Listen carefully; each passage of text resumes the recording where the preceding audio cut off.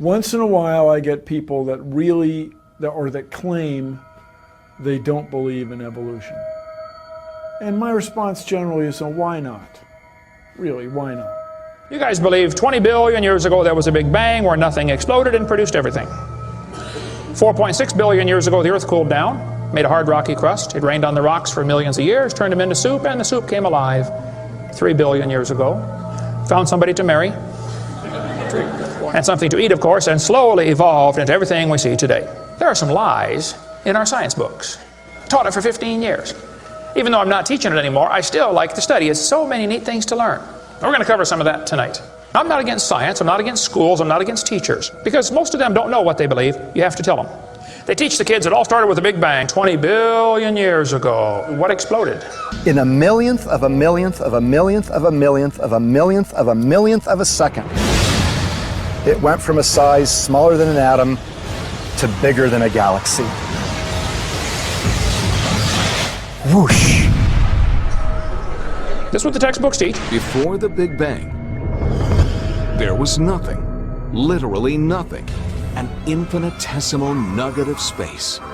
And then something happened, triggering the most colossal explosion in history. Shame on you. What a shame. Yes, boys and girls, you see, nothing exploded, and here we are. So I asked this professor if I could ask him some questions about the Big Bang. I said, where did all this matter come from? He said, well, we don't know that for sure. I said, well, sir, would you please tell me where the laws came from? The universe is run by laws, gravity, centrifugal force, inertia. Who gave the laws? He said, we don't know that either. I said, sir, could you tell me where the energy came from? You know, it takes energy to make a Big Bang. Who bought the gas to run this machine anyway?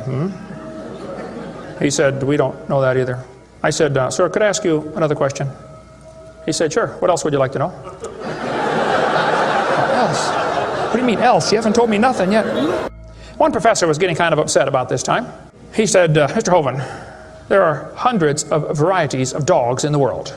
He said, do you mean to tell me that you believe all these dogs came from 2 dogs off of Noah's Ark? You expect me to believe that? I said, sir, would you look at what you're teaching your students? You're teaching your students that all the dogs in the world came from a rock.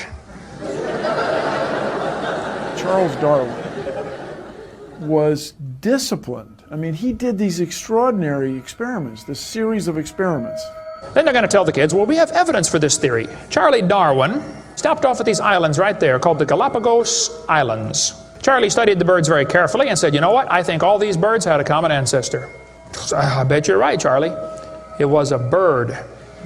You see 14 kinds of birds, and you conclude that birds and bananas are related. Here are these ancient dinosaur bones or fossils. They tell the kids they have evidence of evolution from fossils. I don't think so. If you find a fossil in the dirt, all you know is it died. You don't know that it had any kids.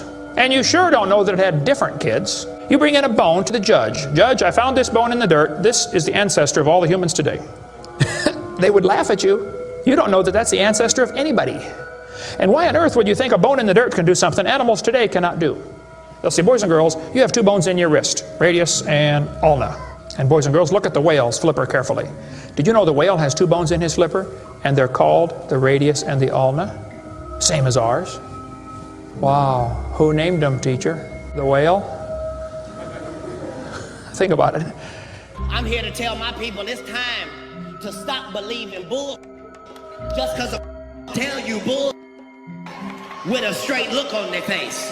Evolution say people came from monkeys. And the question is, why is there still monkeys? Is these the retarded monkeys? They didn't turn into people just yet. Even Stephen Gould admitted the absence of fossil evidence for intermediary stages is a persistent and nagging problem for evolution. See, what's happened, these guys have looked for missing links in the fossil record. They can't find any, and so they say, well, maybe evolution happened so fast it wasn't preserved. Maybe a reptile laid an egg and a bird hatched out. Well, who did that bird marry? It's just really a hard thing. It's really a hard thing. Your world just becomes fantastically complicated when you don't believe in evolution. What we're finding is that natural selection seems to be an incredibly important factor in generating new species. Natural selection, the key evolutionary mechanism Darwin identified. The bad designs get eaten by the good ones, and so all you have is good ones. Why is there still monkeys? Natural selection doesn't cause any evolution. It makes sure the bad ones don't survive. but it's not going to change it to something else. That's what evolution is. If you worked in a factory that produced cars and your job was to check for defects, and you caught every single mistake and you rejected it, how long would it take that process to change the car to an airplane?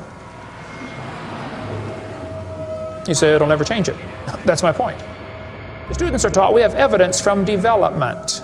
Darwin considered this by far the strongest single class of evidence. This textbook says the human embryo growing in the mother has gills like a fish. Those little folds of skin are not gills. Those little wrinkles under your chin when you're growing up later develop into bones in the ear and glands in the throat. They never have anything to do with breathing.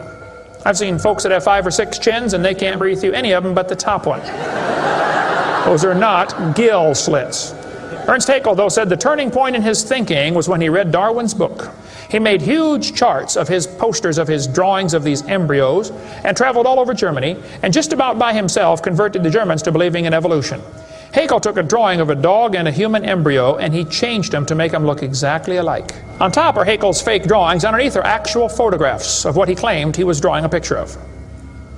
Now either he's a lousy artist or he's a liar. Well, it turns out he's a liar. He was convicted of fraud by his own university, proven to be a fraud. But guess what? Haeckel's fake drawings are still used in textbooks in your state right now. It's only been proven wrong 125 years ago. I know it takes a while to get textbooks up to date, but that ought to be plenty of time. Adolf Hitler said, "You let me control the textbooks, I'll control the state." Watch this sentence here carefully. Some kid's doing this for homework tonight. Boys and girls, do you think humans are still evolving? Now what kind of question is that? Doesn't that question assume that evolution has happened? What if a kid doesn't believe in evolution? How's he supposed to do his homework tonight? That question does not teach him how to think critically. That teaches him what to think, not how to think. And when the kid gets done with this course, he's going to think he knows how to think. But he doesn't. He knows how to be told what to think. Brainwashing at taxpayer expense. They want to use my tax dollars to teach that to your kids in our schools. If you want to deny evolution, that's fine. But don't make your kids do it, because we need them. And that's where the problem comes in. Okay? If you want to believe in the Big Bang, just enjoy yourself, but keep your religion at home. The Russian atheist astronomer came to America and spoke at one of the universities, and he said, started off his speech, he said, folks, either there is a God or there isn't. Both possibilities are frightening. If there is no God, we're in trouble. But if God made the world, He owns it. That means He makes the rules. You see, if there is a God, we better find out who He is and find out what He wants and do what He says. Malcolm Muggeridge said, I am convinced the theory of evolution, especially the extent to which it's been applied, will be one of the great jokes in the history books of the future. We too old, we too smart to believe. Don't make sense. You too old to be believing in evolution. It's a joke. And it would be a joke if it weren't for the tragic results. How many kids are taught this thing every day and believe it, and it destroys their faith? 46% of Americans believe in the creationist view. God created humans in the present form at one time in the last 10,000 years. Does that just shock you that so many people still think that? Yes, it does. Shock you? It doesn't shock me, but it's pretty troubling. How about the recent push to implement intelligent design in school curriculums? It's very bad. It's very dangerous. You don't mess with the truth. You just don't mess with Well, do we know the truth? Well, we certainly know that the universe was created a long time ago. Intelligent design is, as the saying goes, dumb. Yeah.